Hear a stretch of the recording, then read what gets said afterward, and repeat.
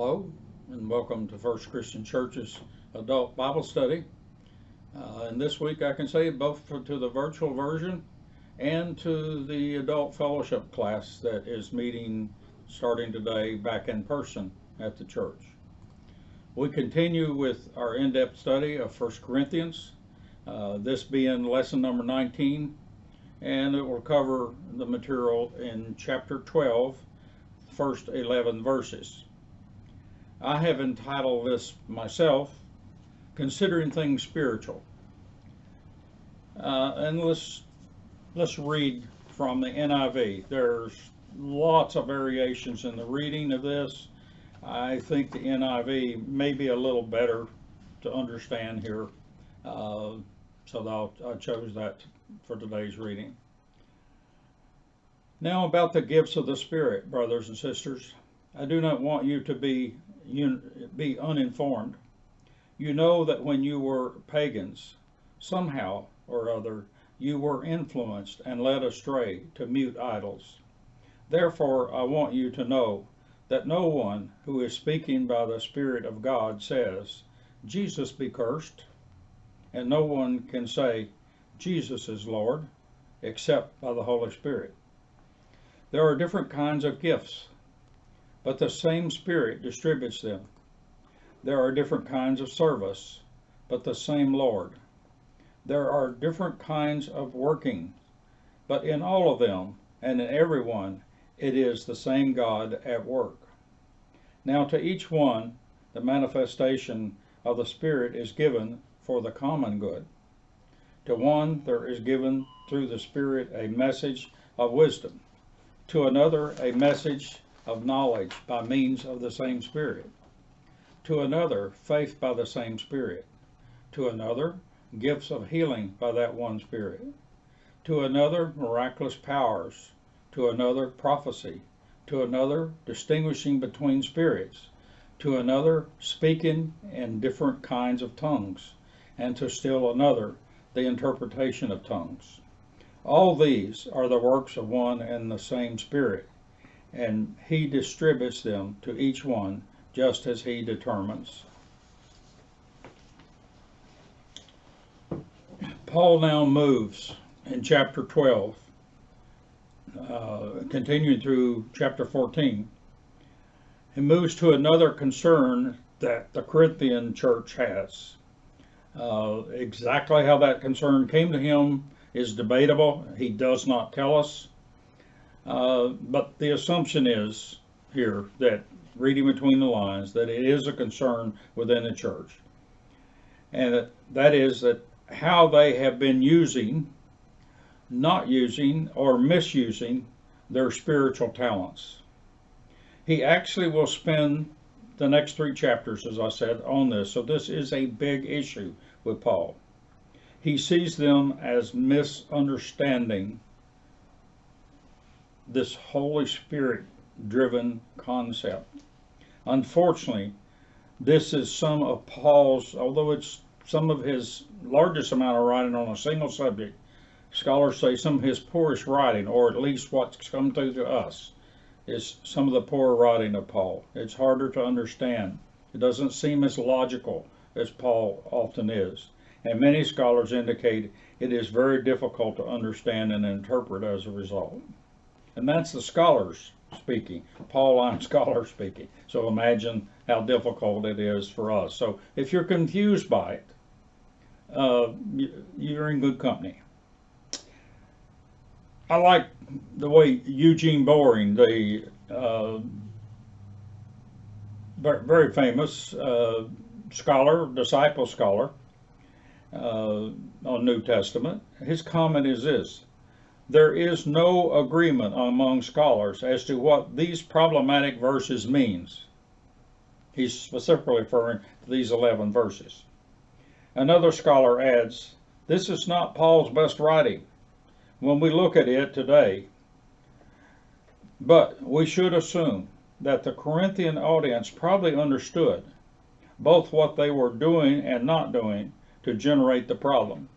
It is that context that they had that we do not have and is not passed on to us. So the best scholars can do with it, and the best you can do with it, is to infer and speculate as to the driving context that Paul was dealing with. Paul's major emphasis in these 11 verses is to point out misunderstanding, although he never quite uses that word. But that's where the scholars say it's misunderstanding appears to be the issue, because he's made it clear that they've had plenty of talents in other places, and he will later in this. Some scholars argue that the translation of this Greek verses into English has not been done well. That's another issue for us. First, for example, the Greek word for spiritual gift. Remember, spiritual gift is right there in verse 1, is charismata. That's charismata. That's the Greek word. But Paul does not use that Greek word in the first 4 verses. Instead, the Greek word that he uses in verse 1 is pneumatica. The P is silent. Pneumatica. Pneumatika, which does not mean spiritual gift, but rather spiritual things, or as several scholars call it, spiritual phenomena, which implies a different meaning than gifts. So in the first 3 verses, Paul is probably talking about the general concept of spiritual things, spiritual phenomena, and then shifts specifically to spiritual gifts in the next 7 verses. Now concerning, so some scholars, and I like this, say a better translation into English might very well be, now concerning spiritual things, implying that the general idea of spiritual issues is where they have the misunderstanding. So what does Paul mean to say in verse 1 when he says, I do not want you to be ignorant? He means that spiritual phenomena in general, that he doesn't want them to be ignorant of that. Note he places this in the context of their previous religion. We do have a little bit of context right there. So in the context of their previous religion, the pagan religion, he wants them to understand that there was a spirit that drove them to that. They followed a spirit. Remember that the Jews in Paul's time, and we saw this as we studied the Apocryphal literature and some of the Old Testament material we've studied, that they believed in other spirits. It's just that the Holy Spirit came from a single source, their God. So the key point that scholars say Paul is making in the first 3 verses is don't be ignorant, folks. Sort of my comment here.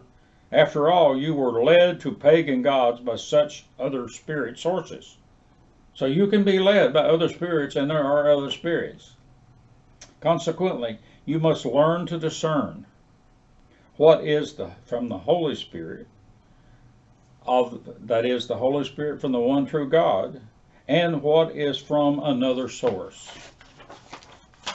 Before Paul can move forward, he must give them some idea of how to sort of qualitatively anyway, to at least discern the difference between these active sources of spirit. That is, those coming from the Holy Spirit and those coming from some other source. In other words, Paul was with the assumption that there's still plenty of spirits around to influence them. First, they need to appreciate that the Holy Spirit-driven talents are not their individual own talents per se. Instead, that God has given them to them for the common good of the church.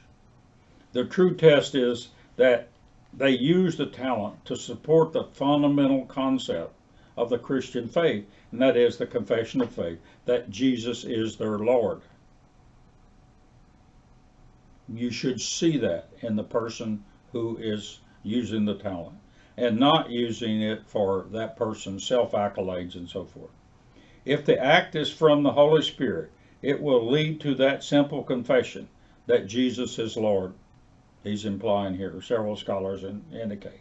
Thus, someone uttering such a curse of Jesus from their mouth, that is, cursing Jesus, is not acting under the Holy Spirit.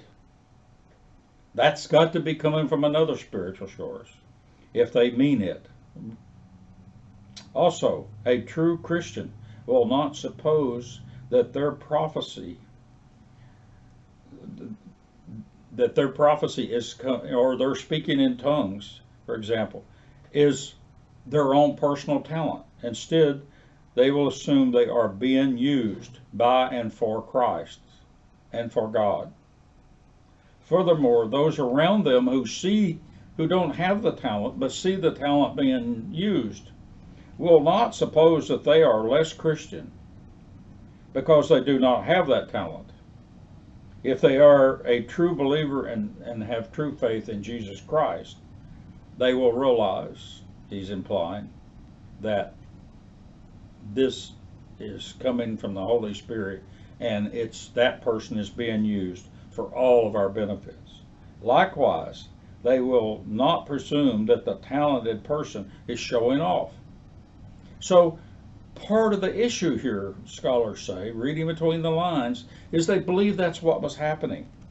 Is that you had people thinking people were showing off, and you also had people who thought, oh, I'm a better Christian, and you're not one because I've got the talent. That's kind of the context that several scholars say they think might be going on here.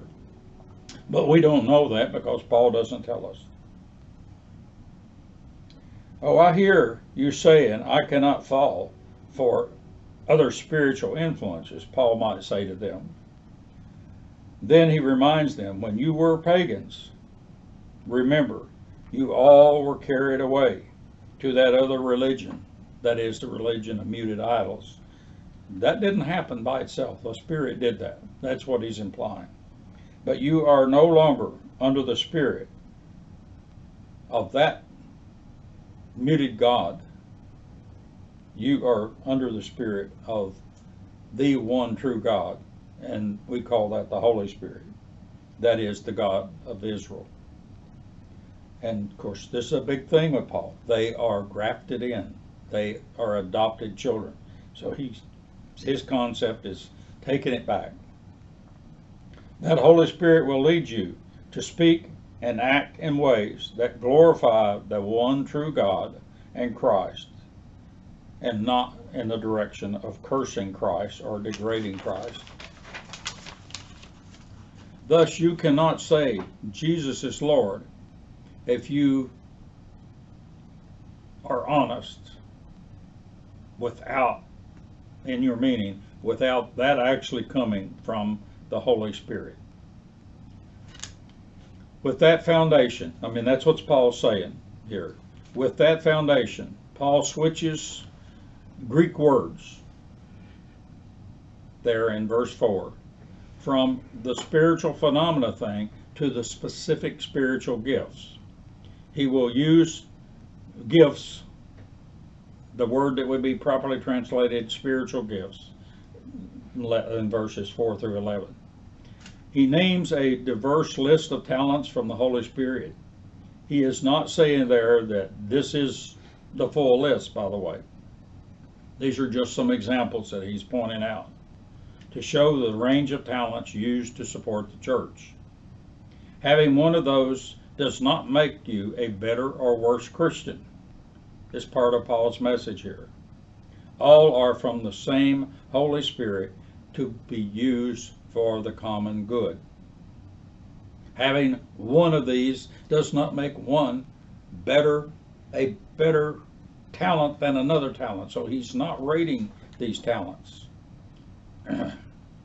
Paul points in all that the Holy Spirit driven talents are activated in the individual by the Holy Spirit for the edification and common good of all the church. and not for that individual. These are not spiritual assets for flashy or showy personal bragging. They are possessed in the individual whose life and actions and deeds are driven and reflect Christ and the Lord and the church. That's his point. An interesting note from scholars here is that this charismata was not in common usage in Greek prior to Paul. Some claim he coined it here. It later became quite common as the Greek Orthodox Church used it. But there is a school of thought that says Paul likely coined this from a common word in Greek, that is charis, C-H-A-R-I-S, which means grace. And therefore, he's conveying, and then the last part of the gifts idea, in which he then conveys the idea that these are grace talents, grace gifts, if you will.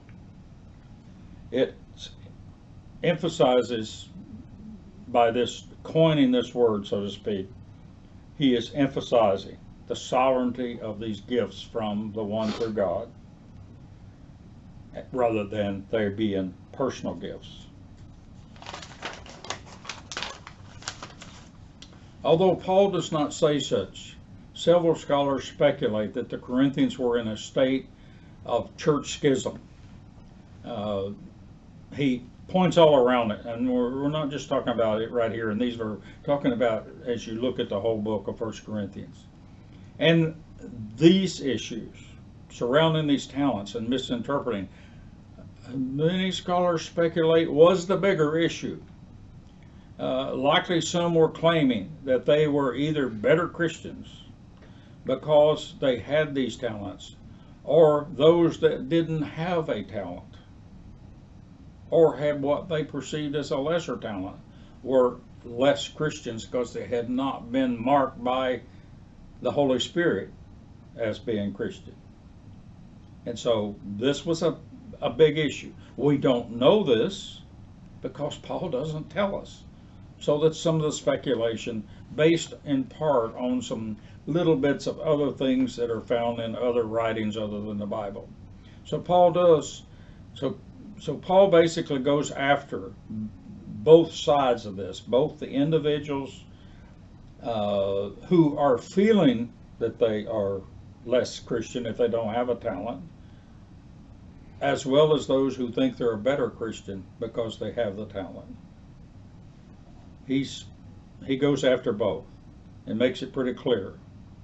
And all of the issues, these scholars say, that seem to have been the bigger issue was somehow or another this issue of speaking in tongues appeared to have been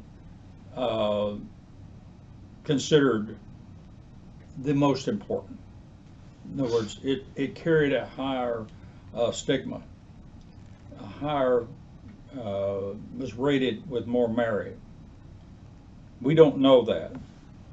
But some missionary scholars, that is, scholars that primarily affiliate with missionary work around the world, add that, I think, a good point to this scholarship, and that is that prophecy and speaking in tongues occurs in native pagan religions wherever you find them in the world. This is not something that is unique to Christianity. That they see it in these native religions. It is, and therefore the conclusion is, based on other writings, that this is not a unique event to Christianity. It was happening in the pagan churches around Corinth, and that Corinth likely had a good reputation for maybe having some people that were very good at this.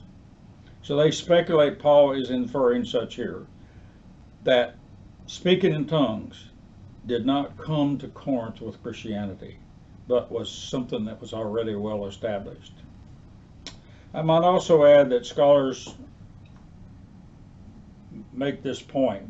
And as you read the various translations, the translators don't know how to handle this issue of so-called speaking in tongues. But the general scholarship points in a direction that scholars are in general agreement here, but not all by any means, that that Paul is referring here to these utterances of inspired voices, and not this idea of speaking a foreign language when he uses this term, speaking in tongues. Other sources of literature support that, and that it was held in high esteem in the Corinthian community as an authentic form of worship in these other pagan faiths that were there. Some of the temples were known for this. It is not an act of the act in itself that Paul is addressing. Paul is addressing here the idea that whatever it is coming from the Holy Spirit if it's being formed genuinely, and to understand that, and that is for the benefit of all. He will continue this discussion for the next 3 chapters, so some of this you'll hear again. But this is the opening of a 3-chapter series, and hopefully we can dig our way through this. And I hope you have a good Bible study, and I hope to see you next week.